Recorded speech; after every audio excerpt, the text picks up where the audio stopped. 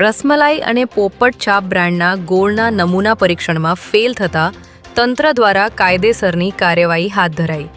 આપ જોઈ રહ્યા છો નવનિર્માણ અમદાવાદ ન્યૂઝ.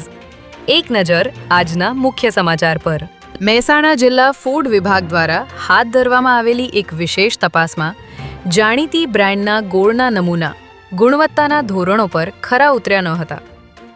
છેલ્લા 2 મહિનાથી જિલ્લા ફૂડ અધિકારી વિપુલ ચૌધરી અને તેમની ટીમ દ્વારા દેશી તેમજ સફેદ ગોળમાં ભેળસેળ અંગે ગુપ્ત બાતમીના આધારે સર્વે કરવામાં આવી રહ્યો હતો.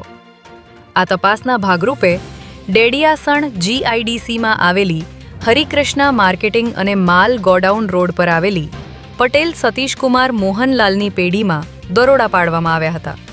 ત્યારે હરિકૃષ્ણા માર્કેટિંગમાંથી લેવાયેલા 6 નમૂના પૈકી 4 નમૂના અને રામકૃષ્ણ માર્કેટની પેઢીના 2 નમૂના લેબોરેટરી પરીક્ષણમાં નાપાસ જાહેર થયા છે. જિલ્લા ફૂડ અધિકારી વિપુલ ચૌધરીના જણાવ્યા અનુસાર સામાન્ય રીતે ગ્રાહકો જેને કેમિકલ મુક્ત દેશી ગોળ માનીને ખરીદે છે તેને આકર્ષક બ્રાઉન રંગ આપવા માટે અને સફેદ ગોળને વધુ ચમકદાર બનાવવા માટે વેપારીઓ સિન્થેટિક ફૂડ કલરનો ઉપયોગ કરતા હોય છે.